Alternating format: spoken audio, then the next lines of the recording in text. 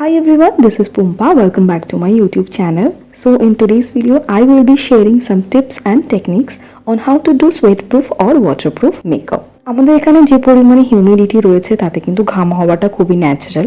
বিশেষ করে যখন আমরা মেকআপ করি তখন আরও ঘাম হয়।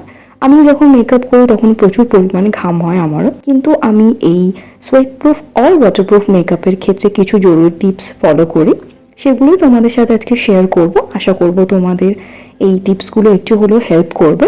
কিন্তু হ্যাঁ, তোমরা আগে সময় পেলে এই টিপসগুলো বাড়িতে একবার করে দেখতে পারো কতটা কাজ হচ্ছে। Next, go out following that techniques. First step হচ্ছে আইস কিউব অ্যাপ্লিকেশন। তার আগে আমি আমার ফেসটাকে ভালো করে ওয়াশ করে নিয়েছিলাম। ঘামের সমস্যা থেকে মুক্তি পেতে আইস কিউব হচ্ছে সব থেকে বেস্ট আমার মনে হয়। এক্ষেত্রে মেকআপ করার আগে কিন্তু তোমরা চাইলে এই আইস কিউব অ্যাপ্লিকেশনের পার্টটাকে ফলো করতে পারো। আইস কিউবের কিন্তু মাল্টিপল বেনিফিটস আছে স্কিনের ক্ষেত্রে। প্রথমত হচ্ছে আইস কিউব কিন্তু আমাদের স্কিনের পোরসকে টাইট করতে ভীষণভাবে সাহায্য করে, যার ক্ষেত্রে ঘাম কিন্তু কম হয় অনেকটাই। ব্লাড সার্কুলেশনকেও ইমপ্রুভ করতে সাহায্য করে। এছাড়া আমাদের ফেসে যে অতিরিক্ত অয়েল রিলিজ হয় সেটাকেও কন্ট্রোল করতে ভীষণভাবে সাহায্য করে। এরপর আমি টোনার অ্যাপ্লাই করব। এবার টোনার আমাদের ফেসে কিভাবে কাজ করে, এর কাজ প্রায় আইস কিউবেরই মতো।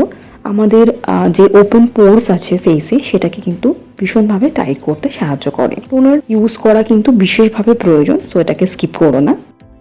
থার্ড স্টেপ হলো ময়শ্চারাইজার। যে কোনো সিজনই হোক না কেন, তোমাদের ফেস টাইপ যেরকমই হোক না কেন, ময়শ্চারাইজার ইউজ করা কিন্তু ভীষণভাবে জরুরি। You need that moisturiser for your skin. তো দেখো, আমি পুরো ফেসে ময়শ্চারাইজার লাগিয়ে নিয়ে ভালো করে মাসাজ করে কিন্তু পুরো ফেসে এটাকে অ্যাপ্লাই করে নিচ্ছি।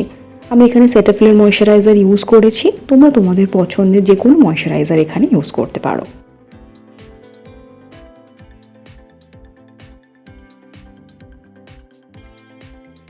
এরপর আমি সানস্ক্রিন অ্যাপ্লাই করব, যাতে মিনিমাম 40 to 50+ SPF থাকবে।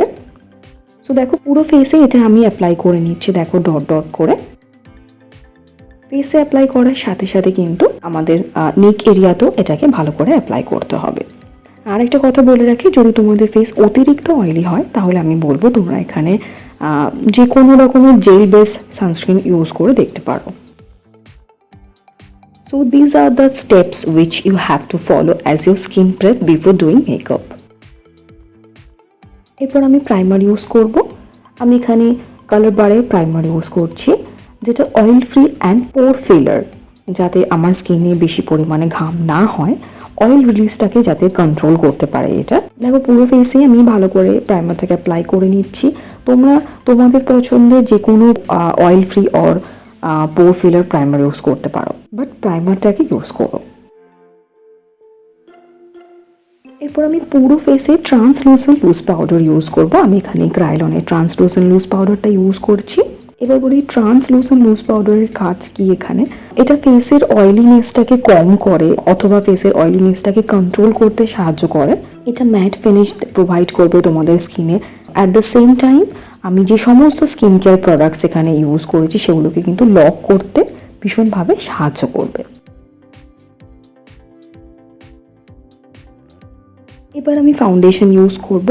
এখানে একটা কথা বলে রাখি, চেষ্টা করবে যতটা পরিমাণে কম করে ফাউন্ডেশন অ্যাপ্লাই করার। তোমরা চাইলে এখানে কনসিলারটাকে স্কিপ করে শুধু ফাউন্ডেশনও ইউজ করতে পারো, অথবা ফাউন্ডেশন না ইউজ করে তোমরা কিন্তু কনসিলার ইউজ করতে পারো। The more you let your skin breathe, the more you sweat less. So যে কোনো লাইট ওয়েট ফাউন্ডেশন তোমরা এখানে ইউজ করতে পারো। আর বিউটি ব্লেন্ডারের সাহায্যে সেটাকে ব্লেন্ড করবে, যাতে সেটা এক্সট্রা প্রোডাক্টটাকে সোক করে নেয়, তাতে স্কিন লাইট ওয়েট ফিনিশ দেবে তোমাদের স্কিনে। এরপর আমি এখানে ব্লাশ ইউজ করছি। আমি এখানে পাউডার ব্লাশ ইউজ করছি, বাট তোমাদের কাছে যদি লিকুইড ব্লাশ থাকে তাহলে তোমরা সেই লিকুইড ব্লাশটা ইউজ করো। লিকুইড ব্লাশ ইউজ করলে যদি পরে তোমরা কোনোভাবে ঘামো তাহলেও কিন্তু অ্যাজ ইট ইজ ওটা থাকে। তারপরে পাউডার ব্লাশ ইউজ করো। এরপর আবার আমি ট্রান্সলুসেন্ট লুজ পাউডারটা দেখো বিউটি ব্লেন্ডারে নিয়ে নিয়েছি, এবং এক্সট্রা যেটা পাউডার আছে সেটা আমি হ্যান্ডের ব্যাক সাইডে প্যাড করে নেব। এরপরে আমি পুরো ফেসে যে সমস্ত জায়গায় আমার বেশি পরিমাণে ঘাম হয় সেখানে আমি এটাকে অ্যাপ্লাই করে নেব। যতটা পরিমাণে কম করে করে পাউডার ইউজ করবে, নাহলে কিন্তু ফেসটাকে বেশি কেকি দেখতে লাগবে। এতে ফেসের অয়েল রিলিজটা অনেকটাই কম হবে। So that's it. And lastly, for your base, apply the setting spray all over your face, যাতে যে সমস্ত প্রোডাক্ট আমি এখন অবধি ইউজ করেছি সেগুলো সেটেল ডাউন হয় এবং লং লাস্টিংও হয়। So that's it for sweat proof base. এরপর আমি এখানে হাইলাইটার ইউজ করব। খুবই অল্প পরিমাণে নিয়ে আমি হাইলাইটার ইউজ করছি, যে সমস্ত হাই পয়েন্টস আছে সেখানে আমি হাইলাইটার ইউজ করব। So that's it for sweat proof base. So now I will be testing it in front of you guys যে কতটা পরিমাণে sweat proof or waterproof হয়েছে এটা। আমি কিন্তু এই পার্টটাকে আনএডিটেড রেখেছি যাতে তোমরা ভালো করে দেখতেও বুঝতে পারো। একটা সাইডে পুরো জলটা দিয়ে দিয়েছিলাম।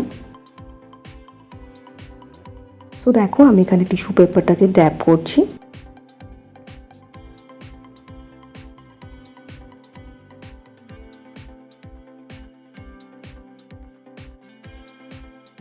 সো দেখো কোনো রকমের কিন্তু ট্রান্সফার হয়নি, আর টিস্যুতেও একটু কোনো মেকআপই কিন্তু ওঠেনি। সো দেখো আমি এখানে ক্লোজ আপ শটেও দেখাচ্ছি। এখানে আমি আঙুল দিয়ে স্মার্চ করছি যে সাইডে আমি জলটাকে, যে সাইডে আমি ওয়াটারটাকে দিয়েছিলাম। দেখো আঙুলে কিন্তু কোনো রকমের মেকআপ প্রোডাক্ট কিন্তু ওঠেনি। সো তোমরা কিন্তু এবার চাইলে এই টেকনিকটাকে ট্রাই করে দেখতে পারো। কোনো রকমের যদি প্রশ্ন থাকে এই ভিডিও রিলেটেড তাহলে আমাকে কমেন্ট বক্সে অবশ্যই করো, আমি আনসার দিয়ে দেবো। আর আজকের ভিডিওটা যদি ভালো লাগে তাহলে একটা লাইক কমেন্ট করে দিও। আর হ্যাঁ, যারা আমাকে নতুন দেখছো তারা প্লিজ আমার চ্যানেলটাকে সাবস্ক্রাইব করে নিও। খুব তাড়াতাড়ি দেখা হচ্ছে আরও অনেক ভিডিও নিয়ে। ততক্ষণের জন্য সবাই খুব ভালো থেকো, সুস্থ থেকো, বাই।